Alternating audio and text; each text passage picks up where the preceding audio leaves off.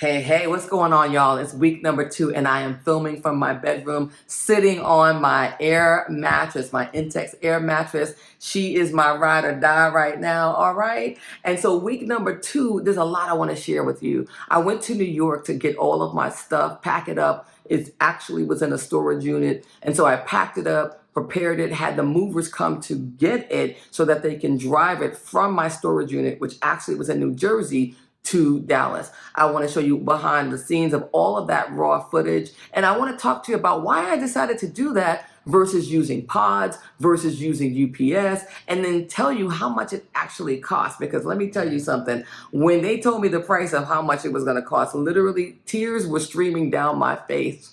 But I will tell you this, you don't get what you deserve, you get what you believe. And if I did not believe that I belonged in Dallas, if I did not believe that me losing my job being eliminated, home situation in New York being disrupted, I tell you, I would have cracked already because this week was rough. So let's go behind the scenes. The first thing I want to show you is day 1 of me in New York and telling you a little bit about one thing I'm going to miss about New York and something that I'm actually not. By the way, I want to take you on a tour of my apartment so you can see what's been going on in week number 2. Now, let's roll.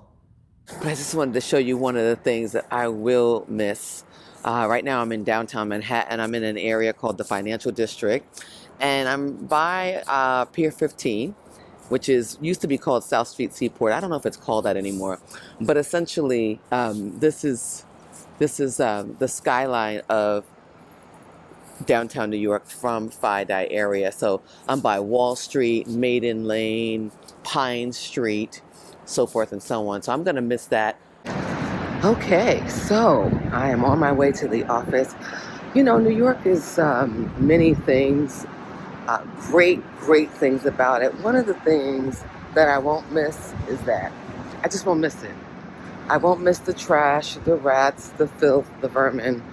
I'm just over it. And so there's trash everywhere in America. I'm not saying that there isn't, but this right here, I won't miss.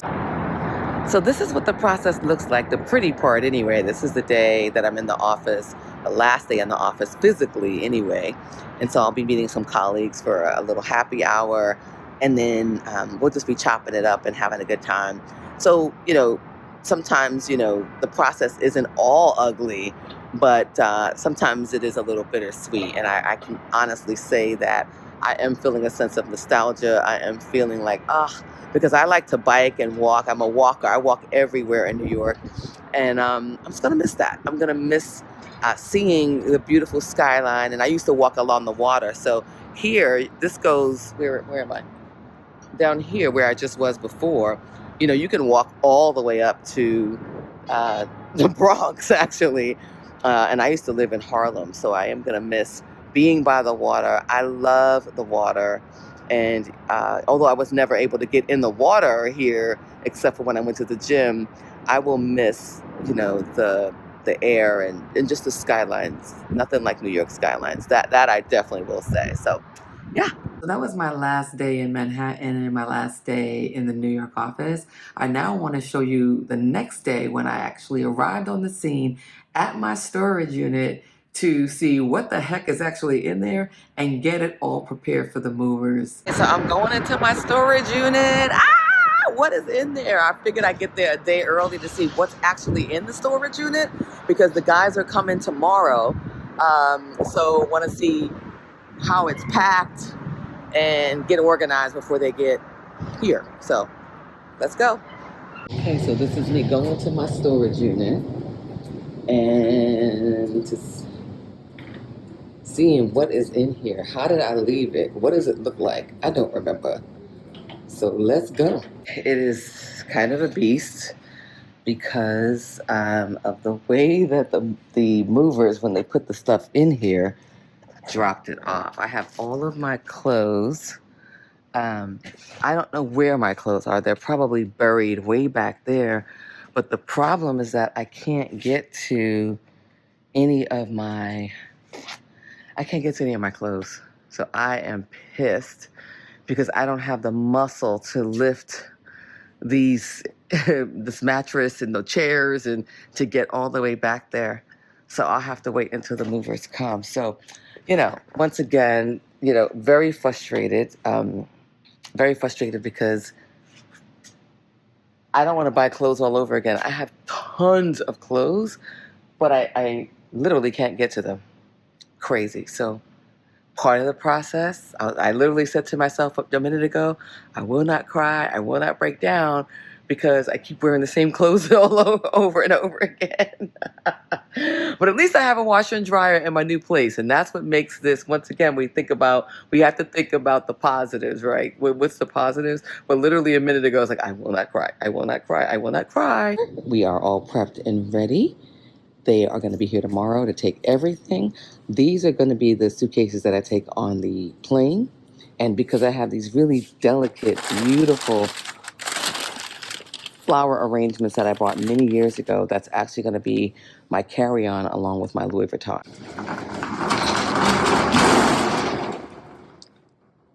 Until tomorrow. Okay, so it's now day 3 and the movers have arrived. They are ready to go. They arrived at 8 o'clock in the morning. We didn't finish till about 1:30 when it was all said and done. Okay, it's moving day. The guys are here. They are busy, and it has already been a morning, but we are on our way.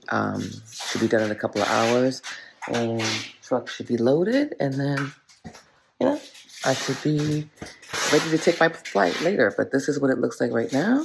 So, yeah, this is what progress looks like. Painful, very painful. Some of my boxes I didn't pack correctly, so he's repacking them.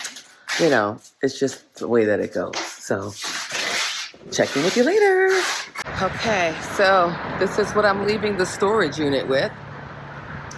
And I am now going back to my hotel room, lay down for an hour, and then I'm headed to Dallas. The truck is packed.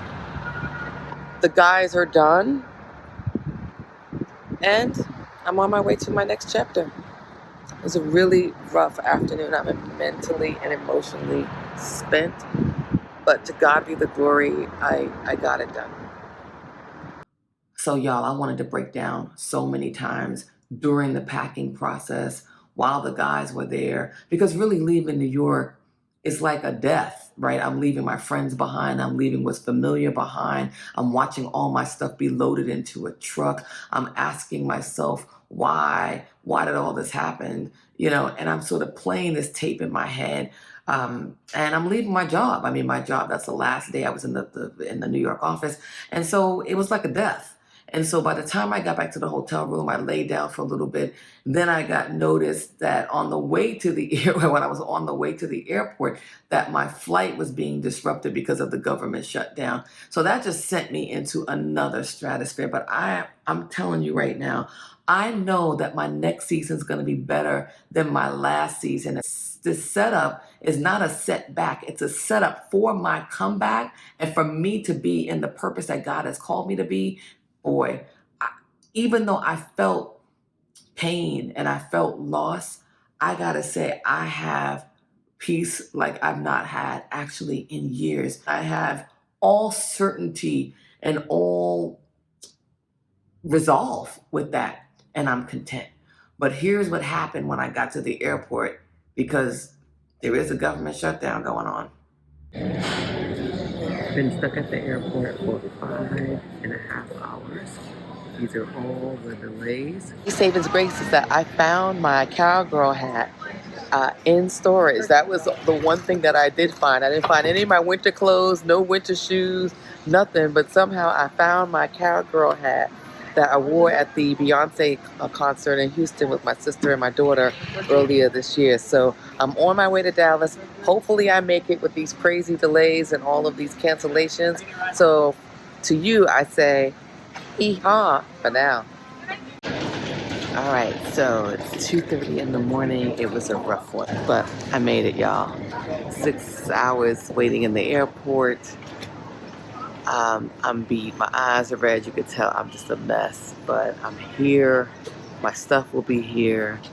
And so to that I say, I am in Texas and the move is pretty much complete. but there's more to show you. So when I got home, my mind was still racing, racing, racing from all that had happened throughout the day. But my body was like, go to bed. But have you ever been in this situation where you know you need to go to bed and your body wants to go to bed, but your mind is still going? Well, that's what happened to me. So I ended up staying up till like 6 o'clock in the morning. I was sweeping, I was running the dishwasher, unpacking, doing all kinds of things, and so I really, really didn't get a good day's rest until I went to bed, like in the early afternoon, and took a long nap, and then had a really good night's sleep the next night. So let's take a look at now, what does the apartment look like? It's week 2. I've been away, but there are a few changes that I want to show you, and I want to tell you or show you what's coming up for week 3. Okay, so this is what starting over looks like. This is week 2, and this is still my living situation. All of my stuff is currently on a truck from New Jersey, headed over to Texas. And so some of the things that you're seeing that are just kind of hanging out all came from these 2 suitcases, the handy dandy green suitcases. Thank God for these things. These are American Touristers that I got from Costco 6 years ago, and they are workhorses, okay? But I squeezed a lot of these things inside these suitcases. I had some wreaths, all of my shoes. I've got some of my shoes that have arrived. But I want to show you that nothing has changed. But what has changed is the fact that I'm settling into my new life. And just know that sometimes courage comes before confidence, and that what is for you is for you. So I want to continue to show you what my life looks like so you can be inspired and know that you can do it too. Should you decide that you want to move, make a life change, but know that it's going to be messy. It's going to be ugly sometimes before it gets pretty. Let's continue the tour. So this is the kitchen. Nothing has changed here. I got this beautiful thing from Home Shopping Network. I'm kind of a little fanatic there with some of the things I buy.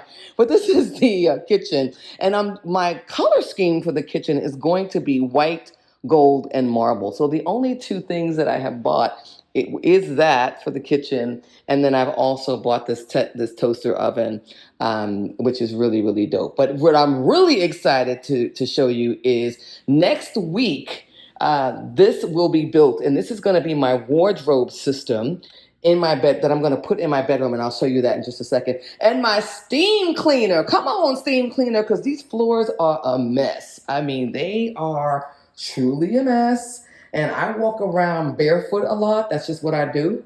So that's the story here. Lastly, behind these doors, well, this is the washer and dryer. I showed you this last week. But what I wanted to say was when my stuff arrives from New Jersey, it's all in a 10 by 10 unit, which I'm gonna show you, or if I haven't showed you already. And all of that stuff, the stuff that I'm not going to be able to, use immediately, will be going into these closets. So I can't wait for you to see my creativity and how I'm going to make that work, because I don't even know. Okay, I have no clue how that's going to work. But here is the bathroom. Nothing has changed here. My bathroom's going to be bamboo and gray. So I have this beautiful gold shower thing that's coming in the whole shipment from New Jersey. But again, nothing really new here, nothing behind these doors. And so here is my bedroom. Notice how I changed the position of my bed. So what's going to happen is when my bed arrives, this is actually, because it's so bougie and crazy, I don't have a headboard. So this is actually going to be flushed against the wall. And then that clothing system that I just showed you is actually going to go along this wall. All right. So that's week 2. When you've moved as many times as I have in my life, I have moved using various different transportation methods. I've moved by packing all my stuff up and bringing it to UPS myself. I've driven across country. I've done a hybrid of let me pack it up and then have so-and-so drive it the rest of the way across the country. I've done so many different ways.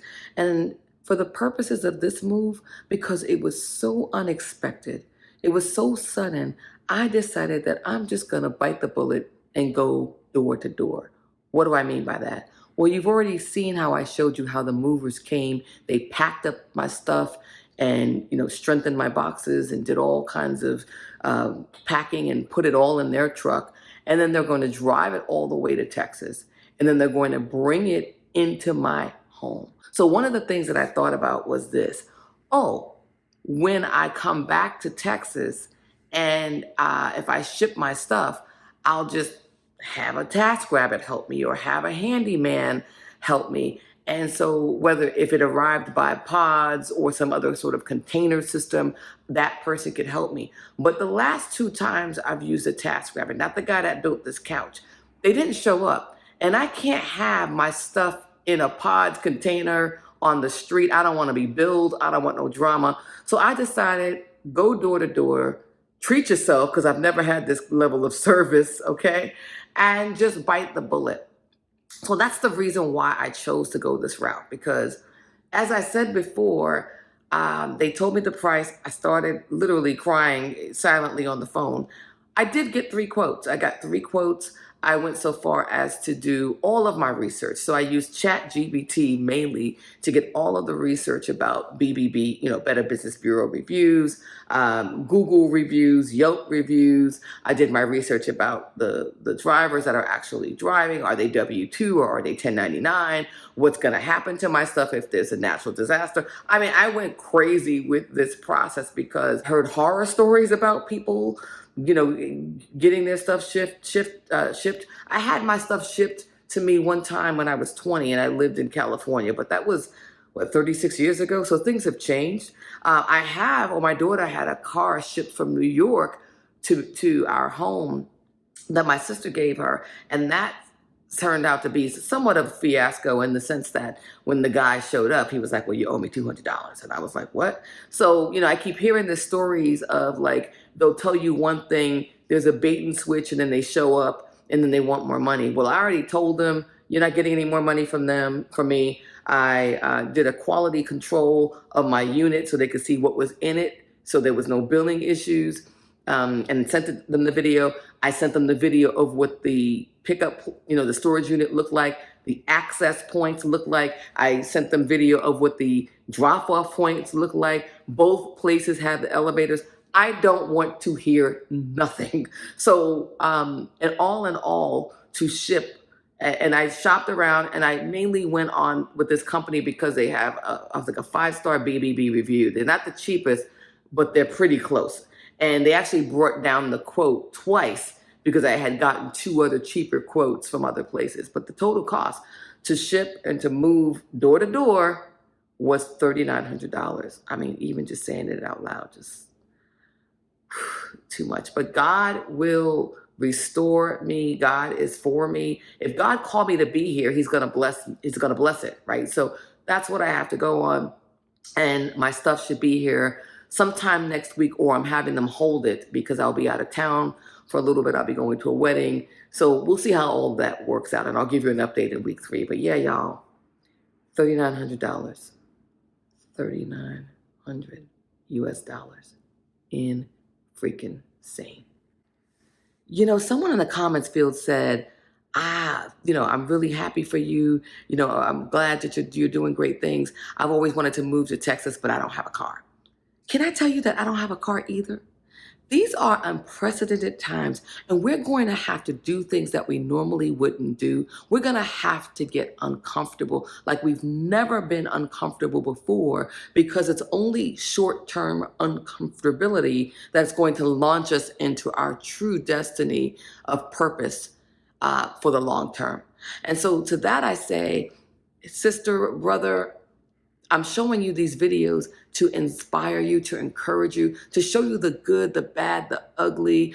This caterpillar will emerge as a butterfly. I know it, but it's going to be a process. And if we think that we're not going to have to go through to get through, we're kidding ourselves. I don't know. Some of us are waiting for people to save us. We're waiting for a meteor from the sky. We're waiting for the right circumstances. And I am guilty of that. I don't know what I was waiting for, but we are the only ones that are in control of ourselves. We are the ones that are going to save ourselves, brothers and sisters. So I just want to say, be encouraged. If I can do it, you can do it. It may look a little different, right? Again, yours may not be a move. It may be going back to school and having to adjust your schedule and sacrifice. It may be having a conversation with your spouse because, there's a different job that you want to go after. And so maybe after work, you're going to be spending more time doing your resume. You're going to have to do something different. And I promise you, if you stay